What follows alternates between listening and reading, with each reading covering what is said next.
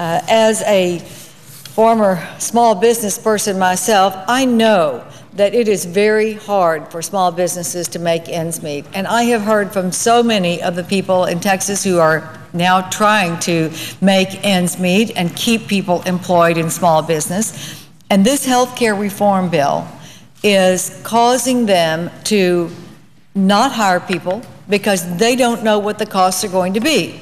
Because basically, you are going to be taxed if you are an individual or a small business that doesn't adopt the government prescribed health care insurance for your employees or your family. Now that's the bottom line.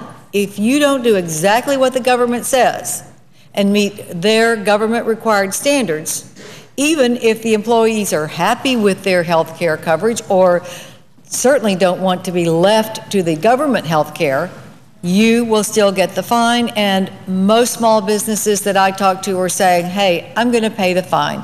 It's easier.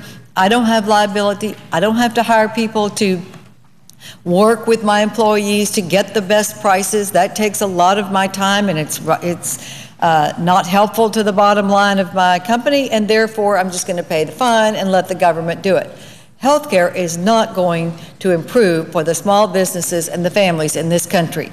So my amendment number 197 that has been filed, which I hope to have pending, is called the SOS Act, Save Our States, meaning while the Florida case that has said the healthcare reform law is unconstitutional is still unsettled, states should not be spending the money and small businesses should not be spending the money to implement a law that may be thrown out anyway by the courts. Let's not cause the financially strapped states and the financially strapped small businesses in this country to have to spend the money to implement the health care reform bill until we know it really is the law of the land.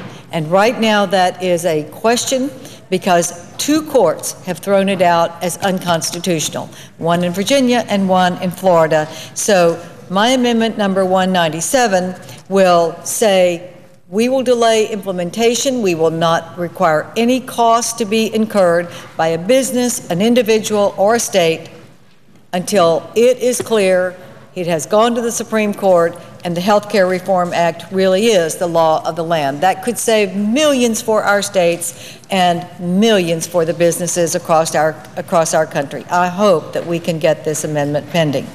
The second amendment